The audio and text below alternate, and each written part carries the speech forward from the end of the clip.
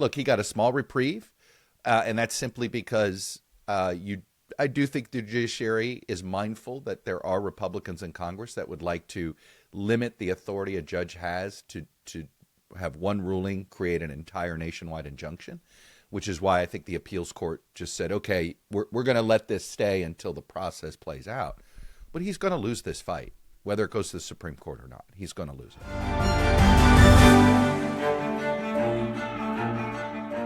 Hi, I'm Maddie Hale, and welcome to the Trump Report. Today we've had Chuck Todd on the show. He's a former MSNBC moderator. He's also the host of the Chuck Toddcast. He joins us to discuss the fact that, look, Donald Trump's tariffs, they're back, but just for now. So what are the president's next steps to get these over the line? He's a little bit pessimistic about it. We also speak about his comments about Vladimir Putin, whether this next round of negotiation talks will actually happen. And of course, the relationship between Donald Trump and Elon Musk. They're hosting a press conference later today. So what's that all about? So all that today on the Trump Report. You can watch us every day, Monday through Friday, on Times Radio's YouTube. Chuck Todd, host of the Chuck Toddcast and former MSNBC moderator. Thank you so much for joining the Trump Report today. Nice to talk with you, Maddie. It's exciting to have all your weigh-ins after a big week when it comes to Trump land, when it comes to these tariffs. But of course, the big update was, of course, the fact that the U.S. Court of International Trade had struck down a majority of Trump's Liberation Day tariffs, but then a panel of judges from the Court of Appeals have come out and they've temporarily reinstated them. So when you look at this situation, Chuck, does it look like a win for Donald Trump? Not at all, but this is what happens when you try to pursue a strategy the way he's been pursuing, frankly, his entire early presidency, which is to try to use his own authority and executive authority. So he's looking for arcane things like, oh, let me look at a 1977 Emergencies Act and use that to raise tariffs. And essentially this was exactly what many in this community, in this sort of international trade community, predicted, is that the courts were never going to say he had this authority. The irony is, Maddie, he could have done this, and this goes to a lot of his issues are self-inflicted. I know we're going to talk a little bit about Elon Musk and his attempts to cut government. All of this could have been done, and if he had actually gone through Congress, if he had sort of, we have this little rule book we call the Constitution, and his inability to sort of absorb it and follow it and realize that Congress gets this authority. His party's in charge of Congress. It's a little bit more effort, but yes, he could get most of what he would want, and he'd have no judicial interference. All of this is because he is trying to short-circuit Congress, which is why the courts are having such an easy time essentially smacking him down and saying that he doesn't have the authority to do these things. So, look, he got a small reprieve, and that's simply because I do think the judiciary is mindful that there are Republicans in Congress that would like to limit the authority a judge has to have one ruling create an entire nationwide injunction, which is why I think the appeals court just said, okay, we're going to let this stay until the process plays out. But he's going to lose this fight, whether it goes to the Supreme Court or not. He's going to lose it. That is interesting, Chuck, because my guest yesterday said that, of course, the Supreme Court, he doesn't believe that the Supreme Court will vote in favour of Donald Trump, but the fact that Donald Trump might have the ability to strong-arm Congress if he does take it to a congressional vote. We know that, I can't remember off the top of my head, but there were several members of the Republican Party who were not in favour of these tariffs. I mean, yeah, you probably covered it at the time. Look, he's not going to be able to get what he wants on tariffs. But if he narrows his focus, because there's no doubt there's probably 10 to 15% of members of his party that are true free traders. They have not adopted this. They just pretend to adopt sort of his stance in order to survive politically.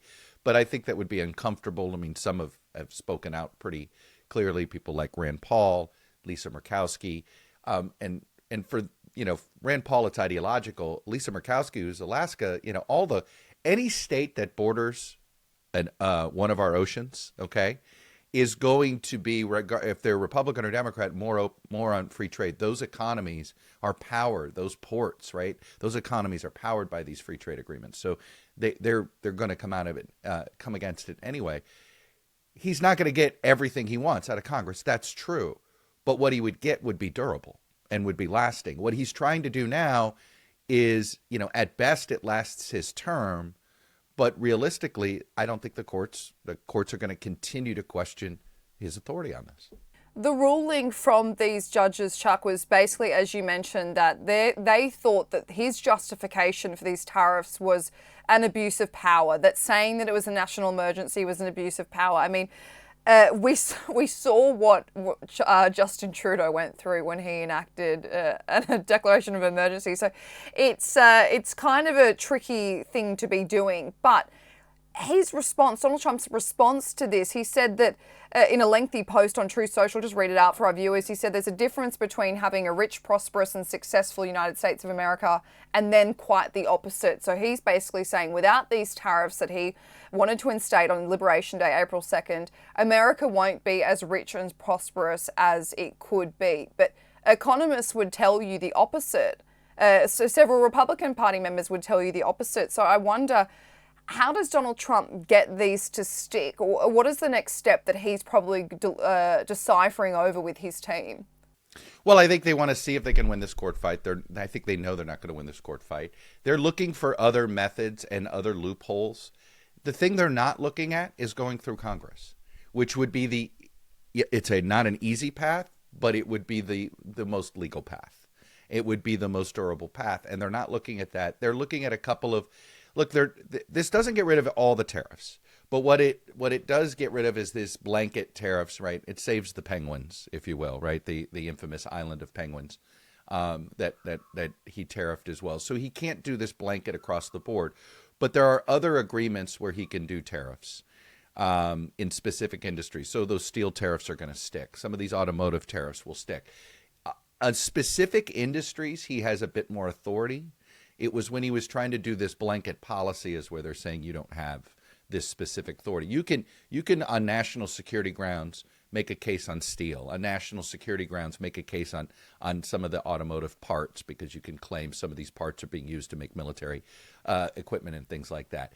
It's the blanket authority that's gone. So I do think they're looking for more targeted ways to give him some of this authority, but it's going to be more rhetorical than anything else. And he doesn't want to make the effort in Congress. And this is sort of Maddie, I can't, and I've been sort of trying to explain this in a more consumable mindset, but his entire presidency is like a facade. He is trying to short circuit Congress. He's trying to do everything on executive authority. He's trying to do everything quickly, that all of it becomes easily erased with the next president. He's not doing, if you pass actual legislation, you could actually, it's the difference between having a potted plant and planting a tree in your yard so the roots take hold. He has got a government of potted plants that will easily get swiped away and taken away the second he's gone. But my interpretation from the fact that he doesn't want to go through Congress, Chuck, is that that's essentially telling the United States that the Republican Party are not united on the front when it comes to tariffs. He doesn't have the confidence of his own party members. And then I see that coupled with the fact that I think this ruling from the International Trade is essentially saying to him, look, you're not above the law. No one is. You have to go through the procedures that every other president would have to go through. Look, here's what you and I don't know is why exactly he doesn't want to do the hard work in Congress. I don't think he cares that his party looks united or not. In his mind, he's in charge, and whenever he needs to, he sort of uses that influence to strong arm members of his party. I really think this goes to his belief that he should have more authority than he actually does. Right? He is always a bit jealous of these other world leaders that essentially have a lot more authority. It kills him. Exactly. It kills him that he, well, in many ways, prime ministers have more authority because you have your essentially your government's in charge. And so we are a different system where he has limited authority and it bothers him that he does. So I think it's almost entirely about, why can't he just get his way? And that's why he loves the executive order, which is just a terrible way to govern.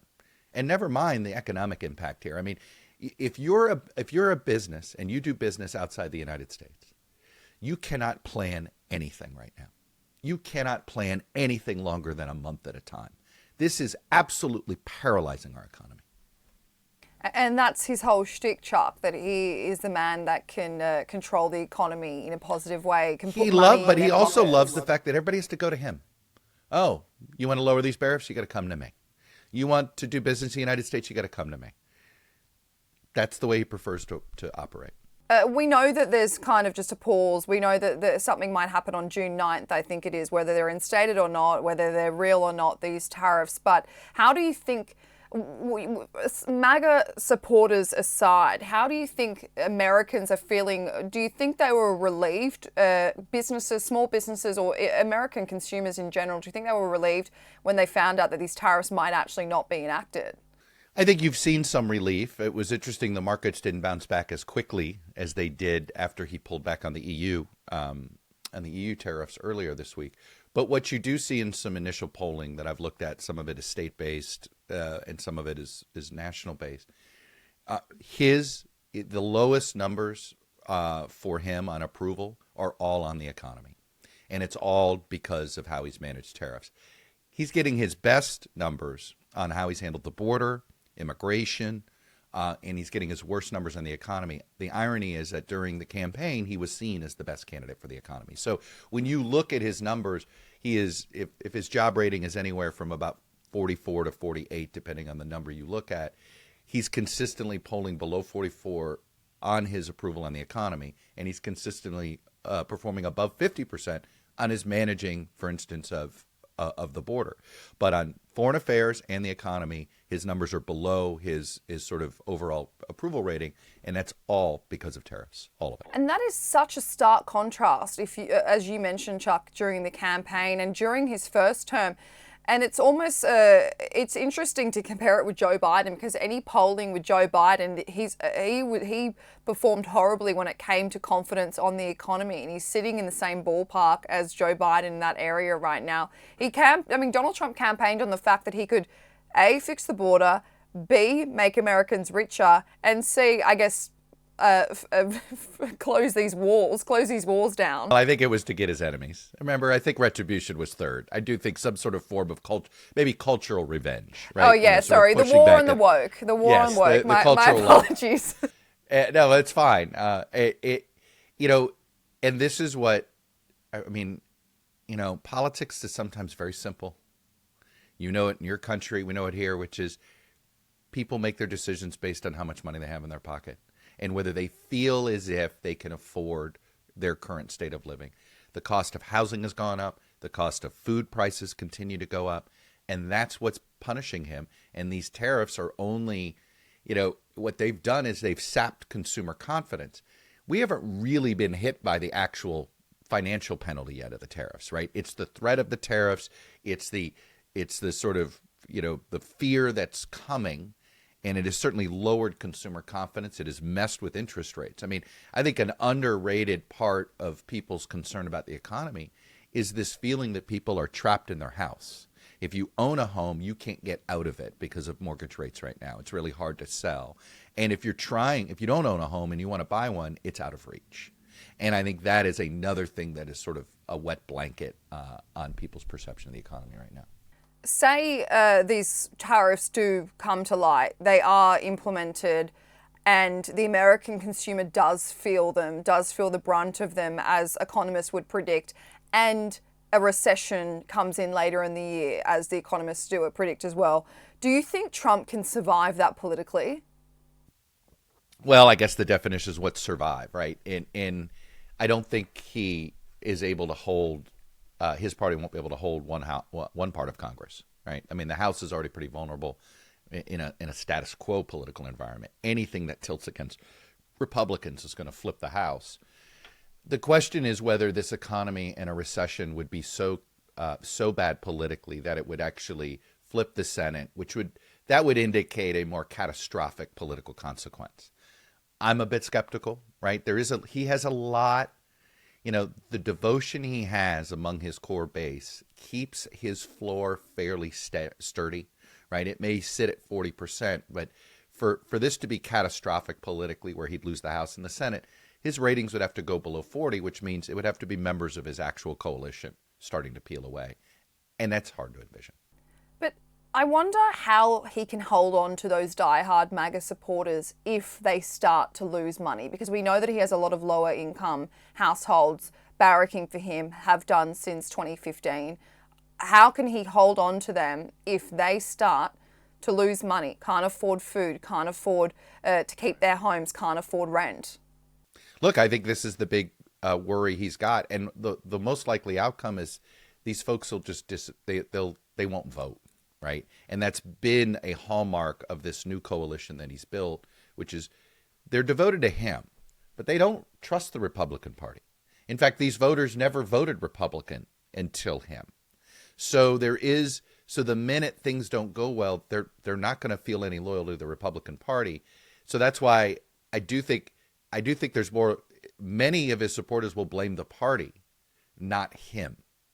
Right? There's almost more of a belief in him on this. So it's why, though, it really harms the party for him, because these voters vote because of him, not because of their trust in the party. And I think that they would punish Republicans on a bad economy. Less so Trump, but that indirectly, obviously, saps power from Trump. Part of Trump's response to this initial ruling from the court, he wrote on Truth Social in that big paragraph, he said, where do these initial 3 judges come from? How is it possible for them to have potentially done such damage to the United States of America?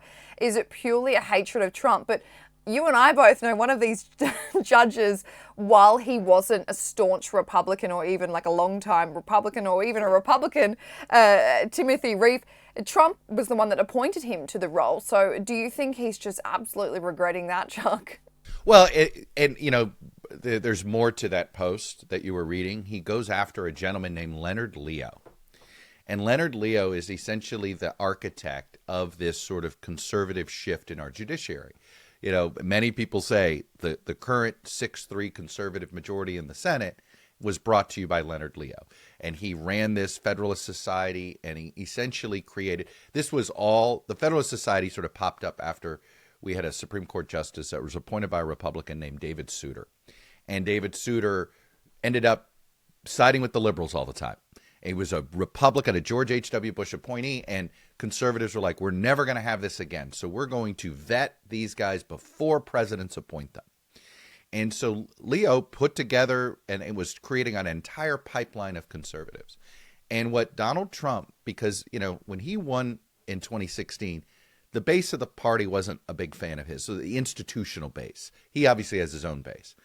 People like Leonard Leo. And so there wasn't trust. And in order for Trump to win them over, he said, okay, I'll let you help me vet judiciary picks.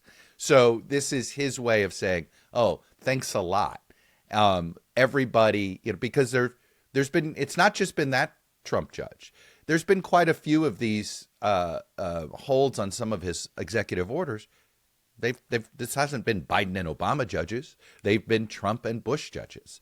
And so this is his way of lashing out on that. But, look, Donald Trump's view of the law is it's a good ruling if you agree with him. It's a bad ruling if you don't. He doesn't view anything as conservative or liberal. He doesn't have an ideology, right? He's the ideology. And he's very offended when other conservatives don't view him as the ideology, and that's where this lashing out comes from. But he's, I do think he's preparing a bigger fight against the judiciary, and politically he can win that fight. He may not be able to win it and make any progress, but it is easy to whip up frenzy against unelected judges. And just that final thing, saying it's purely a hatred of Trump, is just unprecedented when you look at other world leaders. Obviously, they would never take it as a personal vendetta against Donald Trump, but he does. Even if they thought it was, you wouldn't say it, right? You actually wouldn't say it because why would you hand your opponents more leverage over yourself? In some ways, he's almost conceding, oh, people have more power over me. I thought one of the things I wanted to ask you, and it might be a bit of a stretch, but when he calls out these judges, calls them out by name, Leonard Leo as well, I wonder if it's a bit of a security privacy risk when he does that, because he has 100% that. Yeah. Maddie, He did it to look. I dealt with it in the first term with him and other reporters. There was direct correlation, right? He'd call your name out, you'd get, weird phone calls, you'd get weird death threats. I got my tires slashed in front of my house. You're just one of those. Honestly, I've had conversations with him. I said, when you name check people who are not in the public square, who do not have the protection, I said, you bring a level of, and he goes, oh, isn't it good? Yeah, he views it as, oh, it's good publicity. Like and I don't think he's doing it to create a security problem for these people. But what he wants to do is deflect blame. Just remember, you blame them, you don't blame me. Right? That's always what he's looking for. But the reality is, Maddie, it creates a security problem. It creates and more public officials in Washington have their own security detail now than at any point in the 30 years I've covered Washington. And it's simply because of the name checking of threats that takes place now by him. And not that this is Donald Trump's fault in any way, but a prime example of that was obviously people camping out and protesting outside of the Supreme Court judges after the Roe v.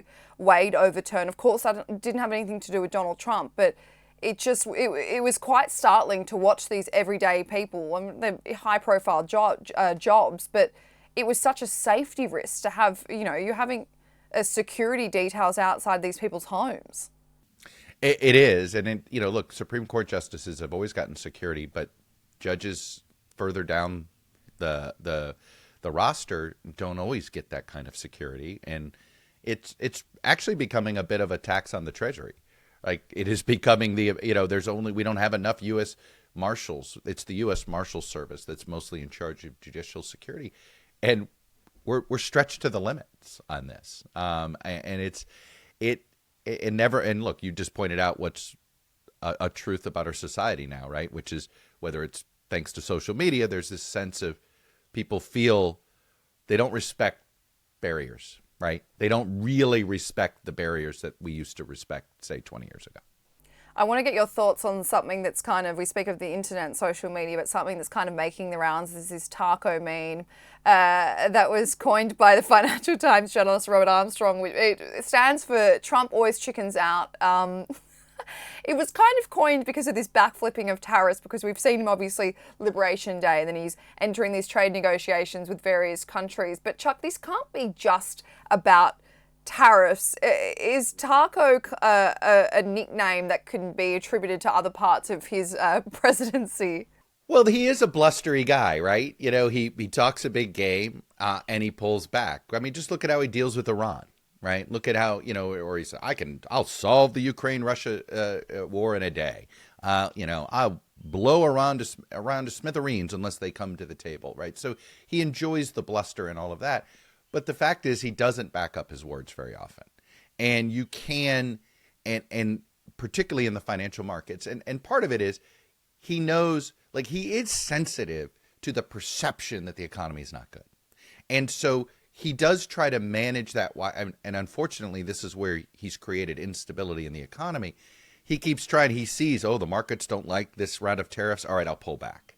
Right. Or I'll do this, or I'll say that I'm going to cut it in half, or we'll say we're talking anything to sort of, he's trying to almost like tame the markets for a day. Right. In order to, if I can survive today, then who knows what happens tomorrow. So there is this idea that you can always work Trump.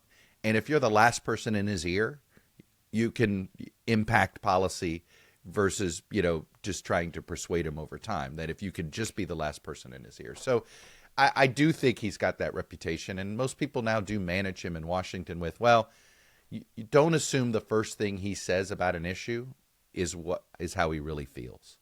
I mean, look, crypto is a great example, right? He was a crypto critic until somebody helped him learn value on crypto for himself, and suddenly he's pro-crypto.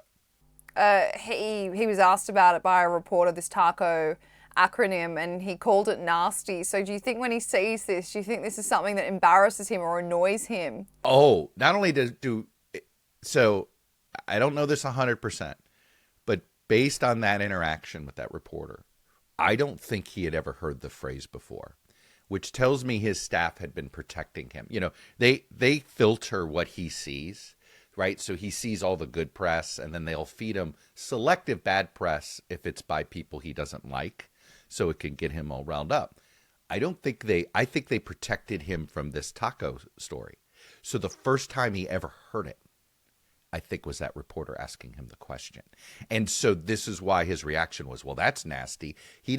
If you listen to it's one thing to read the transcript. If you listen to how he reacted to it, you're like, oh, I think that's the first time he's ever heard about this. So this is going to bug him. This is going to eat at him. I have a feeling there'll be lots of late night tweets over the next couple of weeks that make weird references to the taco. He'll probably try and spin it into a joke He'll and say that he was on board with it the whole time. Yes, that it was him. See, yeah, it doesn't stand. He'll try to rename it. It doesn't stand for Trump always chickens out. It's Trump always chips something, whatever. He'll try to come up with his own renaming of the acronym. 100%. I want to get your thoughts on this Russia-Ukraine situation. We've seen a bit of a change in tune from Donald Trump the last week or so, but on Wednesday he told reporters that we'll find out whether or not Putin's tapping us along. If he is, we'll respond a little bit differently, but it will take about a week and a half to 2 weeks. They seem to want to do something, but until the document is signed, I can't tell you. Nobody can. We now know that the Kremlin has proposed a negotiation, a second round of direct talks to potentially take place on June 2nd in Istanbul. The UK, Germany and France will also be there. But how confident would you be, Chuck, that an actual negotiation, an actual proper mediation with Donald Trump would even take place? I'm very skeptical at this point. I mean, I think first of all, this is the third time he has said Putin's got another 2 weeks, right? And what is Putin doing? The biggest bombardment, right? It looks like he's amassing troops right at the border. It looks like he wants to open up a new front, right? In many ways, Putin's trying to take advantage of, this is not really a pause, but our support for Ukraine has been paralyzed, right? Ukraine still has all of the arms and money that were sent to it in the last days of Biden. So they haven't totally gone through that tranche of security help, but we're getting close to the end there for them. And Trump has kind of changed his tune, right? He still kind of he still beats up Zelensky more than he beats up Putin. And he keeps handing Putin more time by telling him, well, we'll have to wait another 2 weeks. What's Putin doing? Trying to create more conditions on the ground that lopside the, of who's got control of what parts of the country, et cetera. So, no, I'm awfully skeptical. I think it's more likely the U.S. walks away, and that's the probably the most disturbing result. But I think Trump will try to do this. I'm walking away. I tried. Nobody wants peace. Not my problem anymore. And that's a tough place to leave Europe. So you think, Chuck, that Donald Trump will grow so frustrated with the lack of outcome, the lack of negotiation, that he would rather walk away and leave Ukraine in the dust, obviously besides this rare minerals deal, than give them more aid, give them more humanitarian aid, military equipment, even aerial support? The only small bit of optimism I have is that Trump will allow indirect support for Ukraine, meaning we'll sell arms to our NATO allies, and then our NATO allies essentially will move those arms to Ukraine. Do I think that probably is how he walks away? That's how I think he walks away. But I think he doesn't want any direct responsibility of it. And unfortunately, he views everything very personally, right? And he views every relationship based on what have they done for me.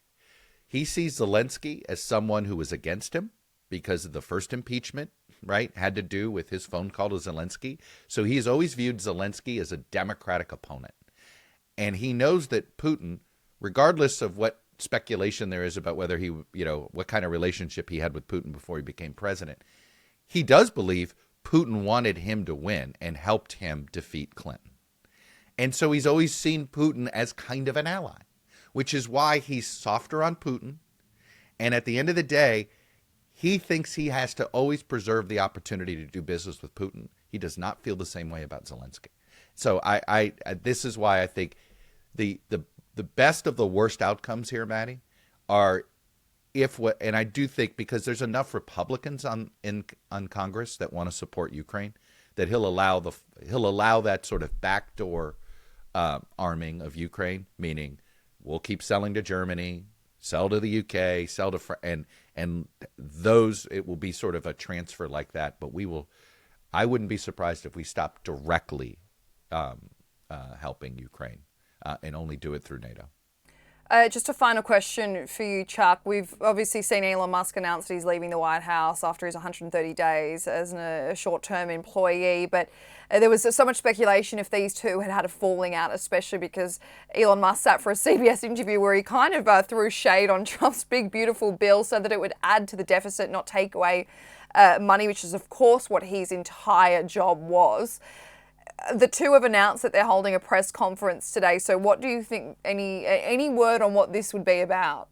I assume it's just a bro, they want to pretend, hey, there's no rift here. Trump wants to make sure it's clear to people. Look, I do think Trump likes the perception that Elon Musk is his sort of financial security guard, if you will, that he can threaten a Republican who doesn't support him with, all right, Elon will fund an opponent. And he's got, so he wants to preserve the perception that, hey, Elon's his guy and he can get Elon to do what Elon wants to do. But it's pretty clear. I think Musk learned that he was a political amateur, right? And he found out the hard way that it doesn't matter if you're the richest person in the world. Politics is a tough business. And he got his head handed to him. Really on the political side when he tried to dabble in that Wisconsin race.